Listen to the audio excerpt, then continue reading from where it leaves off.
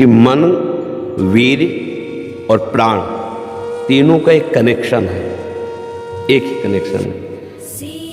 अगर हमारा वीर ब्रह्मचर्य ठीक है तो मन शांत और एकाग्र रहेगा और प्राण बलवान और सूक्ष्म रहेगा। अगर वीर कमजोर हो गए तो मन चंचल अशांत और प्राण स्थूल और बलहीन हो जाएंगे, स्थूल, सूक्ष्म नहीं होंगे।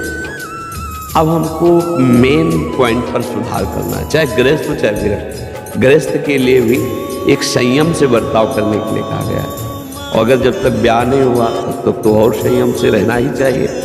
अगर हम लोग वीर का महत्व समझने लगे, ब्रह्मचर्य का, तो हमारा जीवन काफ़ी संकटों से निवृत्त हो सकता है। अध्यात्म शक्ति वीर से ही प्रकट होती है। जब हम ब्रह्मचर्य से रहते हैं, भजन करते हैं, मान लो गृहस्थी में भगवान कश्यप 10,000 वर्ष तक ब्रह्मचर्य रहे, फिर उन्होंने माता विनता के गर्भ में, जानते कौन पैदा हो? भगवान गरुड़ जी पैदा हो। कितने बलशाली भगवान के वाहन, पूरे विश्व ब्रह्मांड को अपने एक पंखे में रख के उड़ सकते हैं। 10,000 वर्ष भजन किया, फिर गरुड़ जी पैदा हो। अगर गृहस्थी में भी है, संयम से रहकर भजन करके फिर तो बुद्धिमान, ज्ञानवान, बलवान बालक पैदा हो। मुझे लगता है ब्रह्मचर्य की तरफ से हमारे समाज की दृष्टि हटती चली जा रही है। मनोरंजन के भाव में वो ब्रह्मचर्य, इसलिए हमारा मानना शांत। बोलो अब इस समय आप यौवन अवस्था में, इस समय तो उत्साह रग रग में रहता है, नहीं, चेतना रग रग में रहती है। हम नए बच्चों को देखते हैं उत्साहहीन, मतलब जैसे डिप्रेशन में हो, चेहरा देखकर ऐसा लगता है जैसे परेशान। क्यों परेशान है? क्योंकि आंतरिक जो शक्ति सपोर्ट करने वाली है। अब मन जिस विचार में फंसा देता है, बिना मतलब फंसाए, कोई भय नहीं, वो भय दे रहा है। कोई शोक का कारण नहीं, वो शोक दे रहा है, चिंता दे रहा है। किसी भी कार्य को करो, इतना संशय पैदा कर रहा है, पता नहीं काम सफल होगा कि नहीं सफल होगा, कहीं ऐसा तो नहीं हो जाएगा, कहीं ऐसा तो, वो अशांत रखता है। और जब ब्रह्मचर्य, ऐसा कैसे हो सकता है? बल है ना, अध्यात्म बल, शारीरिक बल की बात नहीं कहते, ऐसा कैसे हो सकता है?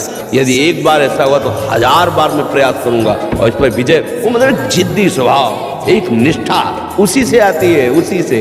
ये जो संत महात्मा बड़े बड़े कष्टों को रौंद करके, वो मेन पावर है। और हम लोग उससे, प्राण हमारे स्थूल हो गए, वासनात्मक, मन हमारा चंचल अशांत हो गया। क्यों? क्योंकि हमारा ब्रह्मचर्य ठीक नहीं है। अब उस पर किसी की दृष्टि नहीं जाती। तो ब्रह्मचर्य कैसे ठीक हो? हमारा संग ठीक नहीं, हमारा भोजन ठीक नहीं, हमारा दृश्य ठीक नहीं, हमारा श्रवण ठीक नहीं, गंदी बातें देखें, गंदी बातें सुने, गंदा विचार आए, गंदी क्रियाएं करें, फिर ब्रह्मचर्य कैसे रहा जा सकता है? अगर सुधार करो तो अभी बहुत बढ़िया समय है, कोई ज़्यादा अवस्था तो हो नहीं गई। ब्रह्मचर्य का सुधार करो। हम सबसे कहते हैं व्यायाम, बिना शरीर को थकाए ब्रह्मचर्य को पचाया नहीं जा सकता। जैसे दंड बैठक, दौड़ भाग, व्यायाम किया, फिर आप भले गृहस्थ हो, फिर दिन भर कार्य करते रहो। 30 मिनट तो पूरे शरीर को ऐसा व्यायाम में रखो, पसीना पसीना हो जाए। अब 8-10 बजे तक सो रहे तो व्यायाम कब करें? 4 बजे उठ के नहा धो करके घंटा आध घंटा दंड बैठक मारे, तो आप देखो आपका जीवन प्रकाशित होने लगे। ये नहीं कहते कि बाबा जीवन, गृहस्थी में भी, गृहस्थी जीवन कोई साधारण इतना बड़ा बोझा लाद के चलना है परिवार का। शरीर स्वस्थ नहीं, विचार ठीक नहीं तो क्या है? अभी कुछ दिनों ऐसे अगर आचरण ढीले रहे तो शरीर ऐसे भयानक कमजोरी से युक्त हो जाएगा कि आपको सब कहेंगे प्रमादी पड़ा रहता, कुछ करता नहीं।